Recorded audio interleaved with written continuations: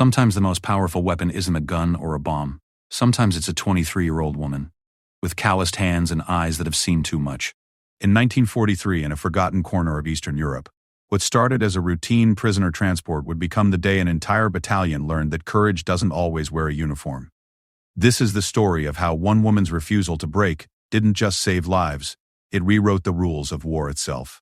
They thought they had captured just another resistance fighter. They had no idea they had just met the person who would teach them what real strength looks like. The morning mist clung to the forest floor like smoke from a dying fire when Elena Kozlova heard the dogs. She pressed her back against the rough bark of an ancient oak tree, her heart hammering against her ribs as the barking grew closer. In her worn leather satchel, folded papers containing details of German troop movements felt heavier than stones. 3 weeks of careful intelligence gathering, 3 weeks of slipping through enemy lines like a ghost, and now she could hear the crunch of boots on dead leaves getting louder with each passing second. Elena had always been unremarkable in the way that made her perfect for this work. At 23, she stood barely 5 feet tall, with brown hair that caught no light and clothes that could have belonged to any farmer's daughter in occupied Poland. But beneath that ordinary exterior burned something extraordinary, a determination that had carried her through 18 months of resistance work, through the deaths of friends, through hunger that gnawed at her bones, through fear that visited her dreams every night. The German patrol found her crouched behind a fallen log, mud streaking her face, her dark eyes steady despite the rifles pointed at her chest. Sergeant Klaus Mueller, a veteran of 3 campaigns who thought he had seen everything war could offer, felt an odd moment of surprise at her calmness. Most prisoners trembled or pleaded or tried to run. This woman simply stood up, brushed the dirt from her skirt, and looked at them as if they were interrupting her morning walk. Papers, Mueller demanded in broken Polish, though he already knew what they would find. No legitimate citizen had any business in these woods. Certainly not a young woman traveling alone with a bag full of suspicious documents. Elena reached into her satchel with movements so slow and deliberate that Mueller found himself wondering if she might pull out a weapon. Instead, she handed him the forged identification papers that had gotten her this far, papers that wouldn't fool anyone who looked closely enough. The march to the battalion headquarters took 2 hours through terrain that would have challenged seasoned soldiers. Elena walked without complaint, her worn boots somehow finding purchase on muddy slopes where the guards slipped and cursed. She didn't ask for water when they stopped to rest. She didn't ask where they were taking her. She simply walked, and something about her silence made the soldiers uncomfortable in a way they couldn't name. Major Hans Weber looked up from his field reports when the patrol brought Elena in. Weber was 40 years old, a professional soldier who had joined the army long before politics turned his country into something he sometimes didn't recognize. He had learned to compartmentalize, to focus on tactics and logistics rather than the larger questions that kept him awake at night. But something about the small woman standing calmly between 2 armed guards made those larger questions suddenly harder to ignore. "What do we have here?" Weber asked in German, not bothering to use Polish. "Intelligence documents, sir," Mueller replied, placing Elena's satchel on the desk. "Detailed information about our positions, troop movements, supply routes." She's obviously working with the resistance. Weber opened the satchel and spread the papers across his desk. Weber opened the satchel and spread the papers across his desk. Weber opened the satchel and spread the papers across his desk. The intelligence was accurate, uncomfortably so. Someone had been watching them carefully, noting patterns that even Weber himself hadn't fully recognized. This wasn't the work of an amateur. This was professional espionage of the highest caliber. And yet the woman who had carried it looked like she should be milking cows or tending a garden. "What's your name?" Weber asked Elena in Polish, his accent thick but understandable. "Katerina Nowak." Elena replied, using the identity on her forged papers. Weber studied her face, looking for the tells that usually gave away deception. The slight widening of pupils, the tension around the mouth, the unconscious touching of the nose or ear. Elena met his gaze directly, her expression neither defiant nor submissive, simply present. It was unsettling. "And what were you doing in the forest, Katerina Nowak?" "Walking," Elena said simply. "With stolen military intelligence? I don't know what those papers are. Someone must have put them in my bag." Weber had interrogated dozens of prisoners.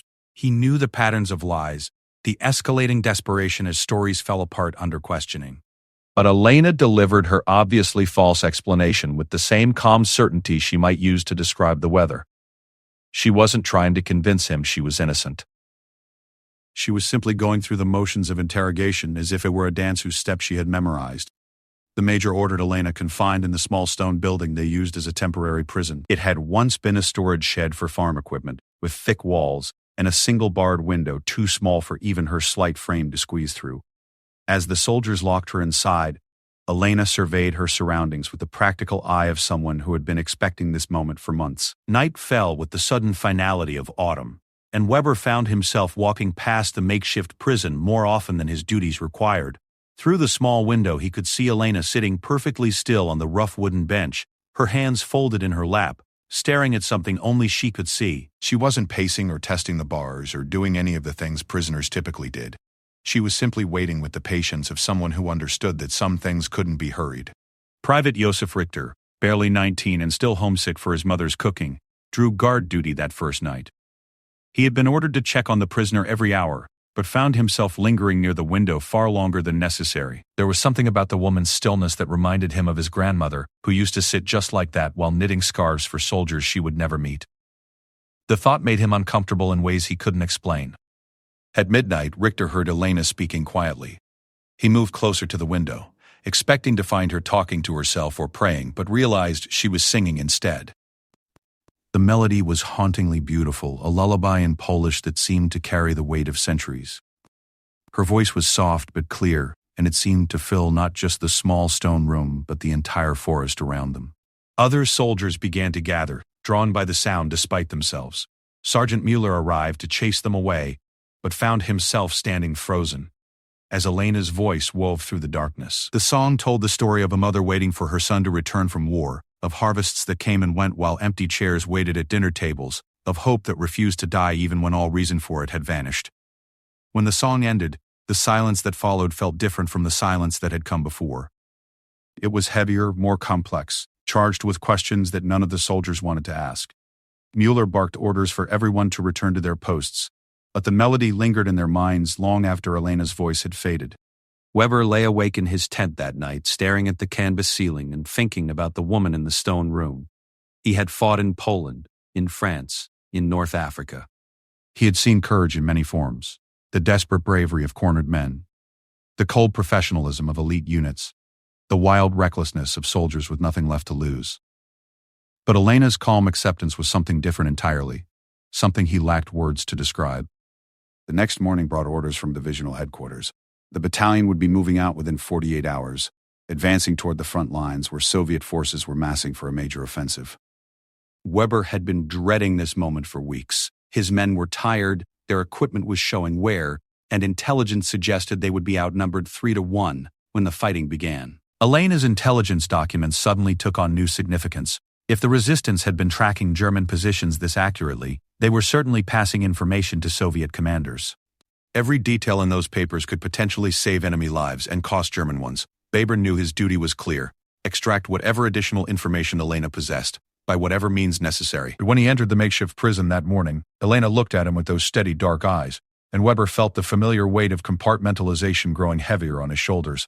She sat in the same position she had maintained all night, hands folded, back straight, as if she had been carved from the same stone as the walls around her. "We know you're working with the resistance," Weber began, settling into the interrogation techniques that had served him well in previous campaigns. "We know you've been gathering intelligence on German forces. What we need to know is how many others are working with you, and what else you've learned about our operations." Elena listened to his questions with the same polite attention she might give to a shopkeeper asking about her preferences in bread. When he finished speaking, she simply said, "I've told you everything I know." Weber tried different approaches over the next several hours. He offered bribes, extra food, warmer clothing, promises of lenient treatment. He made threats: solitary confinement, transfer to a proper military prison, implications of harsher interrogation techniques. He appealed to logic. Cooperation would help her. Resistance would only make things worse. Elena listened to everything with the same calm attention and gave the same calm response. By afternoon, Weber realized he was dealing with something unprecedented in his military experience. Elena wasn't breaking because she couldn't be broken. Whatever had forged her into this person, whatever combination of belief and experience had created this unshakable resolve, was stronger than anything he could bring to bear against it. The major found himself thinking about his own daughter, safe in Bavaria with her grandmother, learning to read and dreaming of becoming a teacher. What would it take to turn that bright, laughing child into someone like Elena? What kind of world created women who could face death with such equanimity? That evening, as Weber walked past the prison window, he saw Elena teaching young Private Richter words in Polish. The boy was supposed to be guarding her but had become fascinated by her language, asking how to say simple phrases like "good morning" and "thank you." Elena patiently corrected his pronunciation, her voice carrying the same gentle authority Weber remembered from his own teachers years ago. The scene struck Weber as profoundly absurd, a German soldier learning Polish from a resistance fighter he was supposed to be guarding, both of them acting as if they were sitting in a classroom rather than a military prison. But it also struck him as profoundly human in a way that made his throat tighten unexpectedly. Weber's battalion was scheduled to move out the following morning. Standard protocol required that prisoners who couldn't be immediately processed should be transferred to the nearest permanent facility or, if that wasn't feasible, dealt with according to the harsh realities of wartime logistics. Weber had carried out such orders before, telling himself they were necessary for the larger mission, for the safety of his men, for the success of operations that might end the war sooner. But as he stood in the darkness outside Elena's prison, listening to her sing another haunting lullaby to an audience of homesick soldiers, Weber found himself questioning assumptions he had held for 20 years of military service. This small woman, who should have been helpless and terrified, had somehow become the moral center around which his entire battalion was beginning to orbit. Weber didn't sleep that night. Instead, he sat at his field desk writing and rewriting the report that would determine Elena's fate, trying to find words for something that had no precedent in his experience as a soldier. The morning of departure dawned gray and cold, with frost coating every surface like nature's own camouflage. Major Weber's battalion began the familiar ritual of breaking camp, soldiers moving with the efficient precision that came from months of practice. Tents disappeared into packs, equipment was secured, weapons were checked and cleaned. Everything proceeded according to the mechanical rhythms of military routine, but something felt different in ways that none of the men could quite articulate. Private Richter stood guard outside Elena's prison, but kept glancing through the small window with increasing frequency. Inside, Elena sat with the same calm composure she had maintained for 3 days, but Richter had begun to notice subtle details that suggested she understood exactly what departure meant. Her hands, usually folded peacefully in her lap, occasionally trembled almost imperceptibly. Her breathing, typically slow and steady, sometimes caught slightly before resuming its regular pattern. These tiny cracks in Elena's composure didn't make Richter feel victorious or relieved. Instead, they made him think of his sister Anna, who had tried so hard to be brave when their father left for the Eastern Front. Anna had maintained her cheerful smile and helpful attitude right up until the moment the military telegram arrived, and only then had her carefully controlled facade shattered into pieces that took months to reassemble. Sergeant Mueller approached the prison as the battalion prepared for its final departure preparations. He carried orders from Major Weber, orders that were clear and unambiguous in the way that military commands needed to be. But Mueller found himself walking slower than usual, his boots seeming to find every loose stone and uneven patch of ground between the command post and the makeshift jail. Mueller had served in the German army for 12 years, since before the current conflict had transformed their mission from national defense into something far more complex and morally ambiguous. He had learned to follow orders without excessive questioning, to trust that his superiors possessed information and perspective that individual soldiers couldn't access. This approach had served him well through multiple campaigns, allowing him to focus on the immediate tactical requirements of keeping his men alive and completing their assigned objectives. But Elena had somehow complicated this straightforward approach to military service. Over 3 days, watching her interact with guards and fellow prisoners, listening to her sing those haunting lullabies, observing her treat enemy soldiers with a combination of dignity and compassion that seemed to come from some inexhaustible internal source, Mueller had begun to question assumptions he hadn't examined in years. When Mueller reached the prison window, Elena looked up at him with those steady dark eyes that seemed to see everything and judge nothing. For a moment, neither of them spoke. Around them, the sounds of military departure continued. Engines starting, equipment being loaded, officers shouting orders across the growing distance between packed vehicles and scattered personnel. "It's time," Mueller said finally, his voice rougher than he had intended. Elena nodded once, a gesture so simple and accepting that Mueller felt something twist painfully in his chest. She stood up from the wooden bench, smoothed her worn skirt with hands that barely trembled, and moved toward the door with the unhurried dignity of someone walking toward a planned appointment rather than an uncertain fate. As Muller unlocked the heavy wooden door, Elena paused and looked directly at him. "Sergeant," she said in German that was accented but clear, "will you tell Private Richter that his pronunciation of Polish vowels improved greatly yesterday?" He should be proud of his progress. Muller stared at her, momentarily speechless.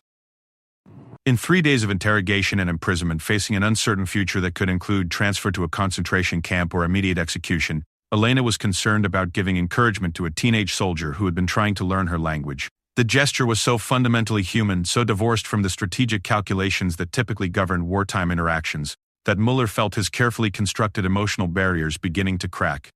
"I'll tell him," Mueller managed to say. Elena smiled then, the first genuine smile any of the German soldiers had seen from her. It transformed her face completely, revealing the young woman she might have been in a world without war.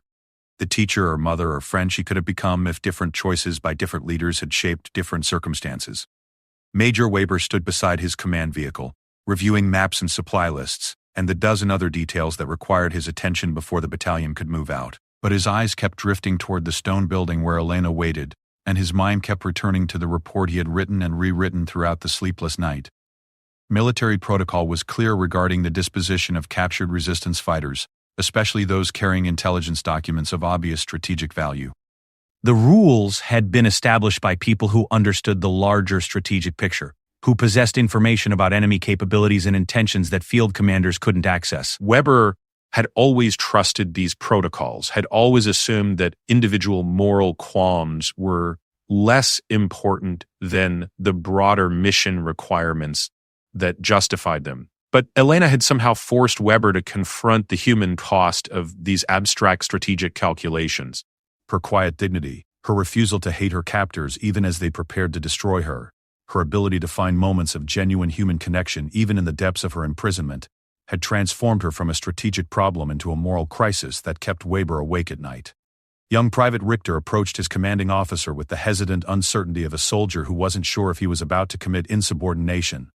At 19, Richter had been in the army for 8 months, long enough to understand military hierarchy but not long enough to have fully internalized the emotional numbness that longer service sometimes required. "Sir," Richter began, his voice barely above a whisper, "I wanted to ask about the prisoner." Weber looked at the young soldier, seeing something of his own son in Richter's earnest face and uncertain posture. Weber's boy was only 2 years younger than Richter, still safe at home but already talking about joining the army when he turned 18.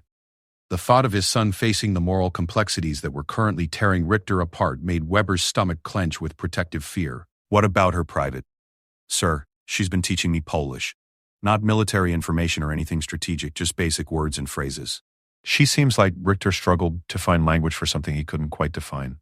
She seems like someone's daughter, someone's sister. Someone who should be teaching children or working in a library, not carrying military secrets through occupied territory. Weber studied Richter's face, recognizing the same moral crisis that had been keeping him awake for 3 nights. The war had required all of them to make compromises with their consciences, to accept the necessity of actions that would have seemed unthinkable in peacetime. But Elena's presence had somehow made those compromises visible in ways that were impossible to ignore. "She made her choices, Private," Weber said, trying to summon the authoritative certainty that his rank required. "She knew the risks when she decided to work with the resistance." "Yes, sir," Richter replied. But his tone carried a question that he was too well trained to voice directly. Weber could see the unspoken challenge in the young soldier's eyes, could see Richter wrestling with questions about justice and necessity, and the difference between what was legal and what was right. These were questions that Weber himself had been avoiding for months, questions that Elena's presence had somehow made impossible to continue ignoring. The convoy began to form as vehicles were loaded and personnel took their assigned positions for departure. Elena walked between 2 guards toward a transport truck, her posture straight and her pace unhurried. She could have been walking toward a market or a church service, her demeanor suggested, rather than toward whatever fate awaited captured resistance fighters in German custody. As Elena passed groups of soldiers, something remarkable began to happen. Men who had been joking loudly fell silent. Conversations about home and food and weekend leave suddenly seemed inappropriate. Soldiers who had been casually handling their weapons found themselves checking their equipment with exaggerated care, as if Elena's presence had reminded them that their guns were designed to end human lives rather than simply to serve as symbols of authority. Private Richter watched Elena's progress toward the transport truck, and something inside him finally snapped under the accumulated pressure of 3 days' worth of moral questions. Without fully thinking through the consequences, he stepped forward and called out in carefully practiced Polish, "Dziękuję za lekcje." Thank you for the lessons. Elena turned toward Richter's voice, and her face brightened with genuine pleasure at hearing her native language spoken with such careful pronunciation. She replied in Polish, her words carrying across the suddenly quiet courtyard with startling clarity. Powodzenia, młode przyjacielu. Good luck, young friend. The exchange lasted only seconds, but its impact rippled through the assembled battalion like stones thrown into still water. Soldiers who spoke no Polish still understood that they were witnessing something significant. A moment of human connection that transcended the artificial boundaries of nationality and military necessity. Sergeant Mueller felt the weight of his service revolver against his hip and realized that he could no longer remember why he had thought carrying weapons was a normal part of daily life. He looked at Elena, walking with quiet dignity toward an uncertain future, and tried to reconcile her obvious humanity with the strategic necessity that required her elimination. The two concepts seemed to occupy completely separate universes, with no possible reconciliation between them. Major Weber watched these interactions with growing recognition that his battalion was undergoing some kind of fundamental transformation. Military units were supposed to function as unified organizations with individual moral qualms subordinated to collective strategic objectives. Personal attachments to enemies or prisoners were considered dangerous weaknesses that compromised operational effectiveness and endangered mission success. But Elena had somehow bypassed these organizational defenses, reaching directly into the individual consciences of soldiers who thought they had successfully compartmentalized their humanity for the duration of the war. Her presence had forced them to remember that they were human beings first and soldiers second, and this remembering was creating complications that Weber's military training had never prepared him to handle. As the convoy prepared for final departure, Weber made a decision that would have seemed impossible just 4 days earlier. He approached Elena's transport truck and spoke quietly to the guards, issuing orders that contradicted everything in his previous military experience. Elena would not be transferred to a concentration camp. She would not be executed according to the harsh protocols governing captured resistance fighters. Instead, she would be released at the next village, with forged papers identifying her as a displaced person seeking family members in the surrounding region. The guards stared at Weber with expressions of complete bewilderment. This decision violated direct orders from divisional headquarters, contradicted established military protocol, and could potentially result in court-martial proceedings if discovered by superior officers. But Weber had passed beyond caring about such consequences. When Elena learned of Weber's decision, she looked at him with the same steady gaze she had maintained throughout her imprisonment. But now that gaze carried something additional. A recognition of the moral courage required for a professional soldier to deliberately disobey orders that he knew were wrong. Why? Elena asked simply. Weber struggled to find words for something that transcended tactical logic or strategic calculation. Finally, he said, "Because my son is 19 years old, and I want him to grow up in a world where men can still choose to do the right thing even when it's difficult." Elena nodded as if Weber's explanation made perfect sense, as if the decision to risk his career and possibly his life to save an enemy agent was the most natural choice in the world. Her acceptance of his gesture carried no gratitude or surprise, but rather a quiet acknowledgement that human decency remained possible even in the worst circumstances. As the convoy finally departed, Elena stood at the edge of the village road watching German vehicles disappear into the morning mist. Around her, the ordinary rhythms of civilian life continued. Children walking to school, farmers heading to their fields, women hanging laundry to dry in the weak autumn sun. But behind her, in those departing vehicles, an entire battalion was struggling to understand what had just happened to them. They had entered the forest as soldiers following orders, focused on tactical objectives and strategic requirements. They were leaving as human beings who had remembered that individual moral choices still mattered, even in a world that seemed designed to make such choices impossible. Major Weber sat in his command vehicle, staring at road maps and trying to concentrate on the military operations that awaited his battalion. But his mind kept returning to Elena's final words as she stepped down from the transport truck. "Tell your son that his father is a good man. Tell him that some things matter more than orders." The convoy rolled on through the gray morning, carrying 500 soldiers, who would never again be able to convince themselves that following orders was sufficient justification for abandoning their individual consciences. Elena had changed them in ways they were only beginning to understand, and that change would ripple outward through their remaining years of service and beyond, into the peacetime lives they hoped to build when the war finally ended. 6 months later, Private Josef Richter stood in a bombed-out church in a village whose name he couldn't pronounce, staring at a group of Polish civilians who had emerged from the rubble like ghosts returning to the world of the living. The Soviet offensive had finally broken through German lines, and Richter's unit was in full retreat, leaving behind the careful defensive positions they had spent months constructing. Among the civilians was an elderly woman carrying a small child, both of them gaunt with hunger and wearing clothes that had been mended so many times they seemed held together more by hope than thread. The woman looked at Richter with eyes that held no hatred, only the kind of exhausted resignation that came from witnessing too much loss to maintain the energy for anger. Richter found himself thinking about Elena, about the Polish words she had taught him during those 3 days that now seemed like a lifetime ago.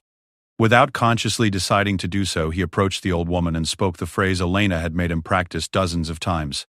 Ci mogę pomóc? Can I help?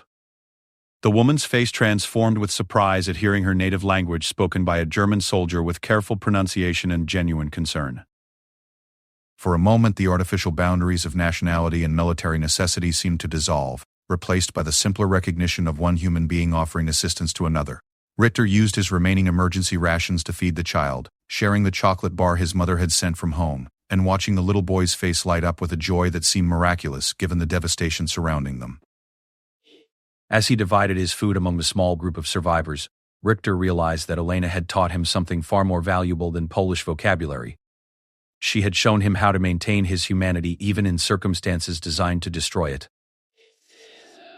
Meanwhile, 800 kilometers to the west, Major Weber sat in a military hospital bed recovering from shrapnel wounds sustained during the chaotic retreat from Soviet forces. The doctors assured him that his injuries would heal completely, that he would be fit to return to duty within a few weeks. But Weber found himself hoping that the war would end before his medical leave expired, that he would never again have to face the moral complexities that had defined his final months of active service. The hospital ward was filled with soldiers from dozens of different units, men who had been wounded in the grinding attrition of a losing war and were now waiting to discover whether they would be sent back to the front lines or discharged to whatever remained of their civilian lives. Weber listened to their conversations, their complaints about food and medical care, their speculation about when the war might end, their careful avoidance of more difficult topics. But Weber's thoughts kept returning to Elena, to the choice he had made to release her against direct orders, to the way that choice had continued to influence his subsequent decisions throughout months of increasingly desperate military operations.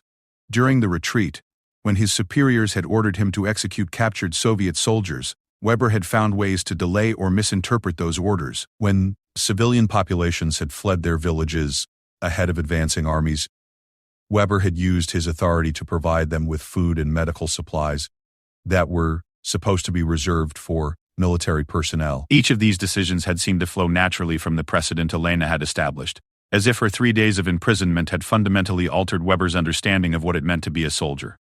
He had discovered that individual moral choices remained possible even within the rigid hierarchy of military command, that personal conscience could coexist with professional duty if someone was willing to accept the risks involved. A young medic approached Weber's bed with the daily medications that were helping his wounds heal. The medic was barely older than Private Richter had been, with the same earnest face, an uncertain manner that reminded Weber of his own son. As the medic worked, Weber found himself talking about Elena, describing her quiet dignity and unshakable resolve to someone who had never experienced combat but who seemed to understand intuitively what Weber was struggling to explain. "She sounds like my grandmother," the medic said when Weber finished his story. "My grandmother lived through the First War, lost her husband and her oldest son, but somehow managed to maintain her faith in human goodness. She used to say that individual acts of kindness were like seeds planted in frozen ground. They might not sprout immediately, but they would eventually grow into something beautiful when conditions were right." Weber nodded, recognizing the truth of that metaphor. Elena's influence had indeed been like a seed, planted in the frozen ground of wartime necessity, and growing into something that was transforming not just Weber's own moral landscape, but the choices made by everyone who had encountered her during those 3 crucial days.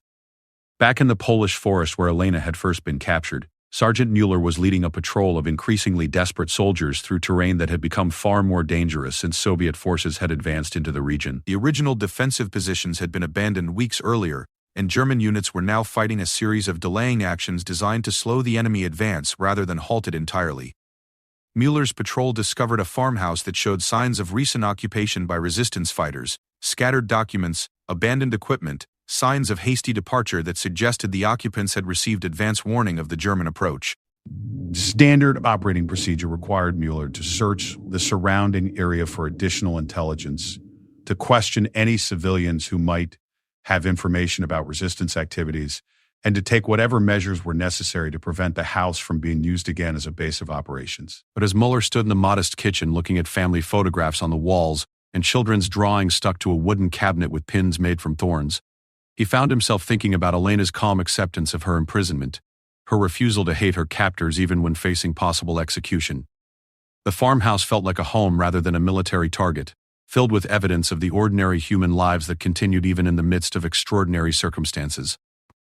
Mueller made a decision that would have surprised his superiors and possibly his former self. Instead of destroying the farmhouse, he ordered his men to simply search it for intelligence, and then withdraw. Instead of pursuing the resistance fighters who had obviously been using it as a base, he led his patrol in a different direction, allowing the family who lived there to return to their home when conditions permitted. The choice felt natural, in a way that surprised Mueller, as if Elena had planted the idea in his mind months earlier and it had finally grown into action when circumstances required it. He realized that her 3 days of imprisonment had somehow convinced him that the war's ultimate outcome would be determined by larger forces than individual patrol actions, but that his own moral integrity would be determined by the accumulated weight of personal choices made in moments when no one was watching. These individual transformations might have remained isolated incidents, forgotten footnotes in the vast catastrophe of global warfare, if not for an unexpected encounter that occurred 3 weeks later. Weber, still recovering from his wounds, but growing restless with inactivity, had received permission to visit a displaced persons camp that had been established near the hospital to care for refugees fleeing the advancing Soviet forces. The camp housed thousands of people from dozens of different nationalities: Polish farmers, Czech factory workers, Hungarian intellectuals, German civilians who had fled their homes ahead of the advancing armies. They lived in canvas tents and temporary barracks, surviving on military rations in the uncertain hope that somewhere in the chaos of collapsed nations they might find family members or friends who had also managed to survive. Weber was walking between rows of tents distributing additional food supplies and medical materials that he had requisitioned through creative interpretations of military regulations, when he heard a familiar voice speaking Polish to a group of children gathered around a makeshift classroom. The voice carried the same gentle authority he remembered, the same patient kindness that had somehow reached through military barriers to touch the consciences of hardened soldiers.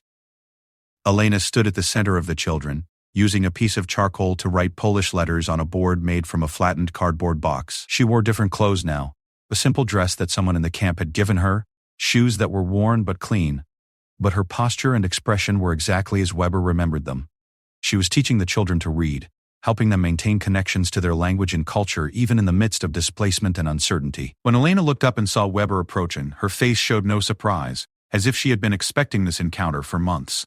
She finished the lesson she was teaching, sent the children off to find their parents, and then walked over to Weber with the same unhurried dignity she had maintained during her imprisonment. "Major," she said in German, her accent still noticeable but her vocabulary obviously much improved.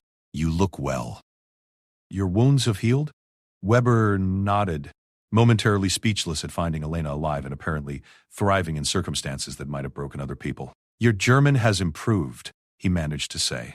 Elena smiled, the same genuine expression that had transformed her face during their final conversation months earlier. "I've had time to practice."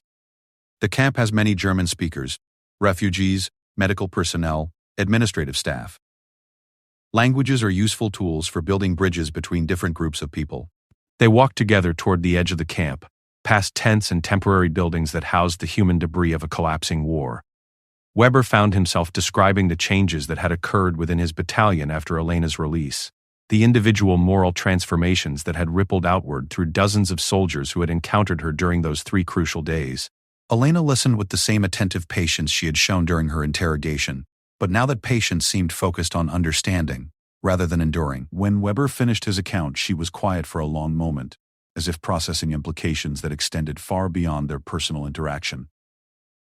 "You gave me something precious when you chose to release me," Elena said finally. "But I think I gave you something valuable as well. Sometimes the most important gifts are the ones we don't realize we're giving." Weber understood that she was referring to the moral courage he had discovered within himself, the realization that individual choices remained meaningful even within systems designed to eliminate individual agency. Her 3 days of imprisonment had somehow provided him with a template for maintaining his humanity under conditions that might otherwise have destroyed it. As they continued walking, Elena told Weber about her work in the displaced persons camp, about the schools she had established for refugee children, about the networks of support she had helped create among people who had lost everything except their determination to rebuild their lives. Her activities had the same quiet effectiveness that had characterized her resistance work, but now they were focused on construction rather than destruction, on healing rather than conflict. "What will you do when the war ends?" Weber asked. Elena considered the question with characteristic thoughtfulness. "I will continue teaching," she said. "Children need to learn not just reading and mathematics, but how to maintain hope even when circumstances seem hopeless.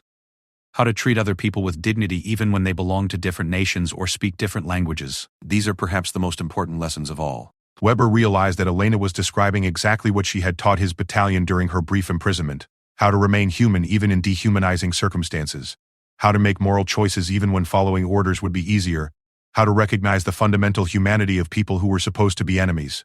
Their conversation was interrupted by the arrival of a small group of children who had been looking for Elena, eager to continue the reading lessons that had been postponed by Weber's unexpected visit. The children came from different countries and spoke different languages, but they clustered around Elena with the universal trust that young people show toward adults who have proven themselves worthy of confidence.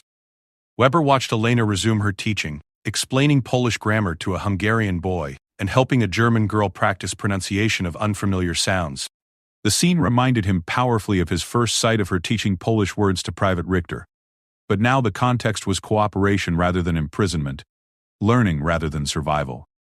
As Weber prepared to leave the displaced persons camp, Elena walked him to the gate and offered him a final gift: news about some of the soldiers who had encountered her during her imprisonment. Private Richter had survived the war's final months and was now working with relief organizations to help refugees locate missing family members.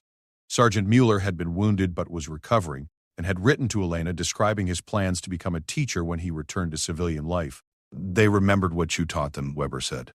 Elena shook her head gently. "I didn't teach them anything they didn't already know. I simply reminded them that individual choices matter, that personal conscience remains valid even during wartime, that human dignity can survive even the worst circumstances. These truths exist within everyone. Sometimes they just need someone to help them remember." Weber left the displaced persons camp with the recognition that Elena's influence had extended far beyond the soldiers who had directly encountered her during those 3 days in the forest. Her quiet example had created ripple effects that continued to spread through countless individual choices, each person who remembered their humanity inspiring others to do the same, creating a network of moral courage that transcended national boundaries and military hierarchies. Years later, when Weber returned to civilian life and began working as a school administrator, he would often think about Elena's patient teaching in that displaced persons camp. He would remember how she had maintained her dedication to education and human development, even in the midst of circumstances that might have justified despair or hatred. Her example would guide his own efforts to create schools where children learned not just academic subjects, but the deeper lessons of empathy and moral courage that Elena had demonstrated through her actions rather than her words. The war ended, as all wars eventually do, with victory parades and peace treaties and the slow work of rebuilding nations that have been torn apart by violence. But the most important legacy of Elena's brief imprisonment was not recorded in official histories or military reports. It lived on in the individual choices made by people who remembered that human dignity remained possible even in the darkest circumstances, that personal conscience could coexist with institutional authority, that individual acts of kindness could indeed be seeds planted in frozen ground, eventually growing into something beautiful when conditions were right.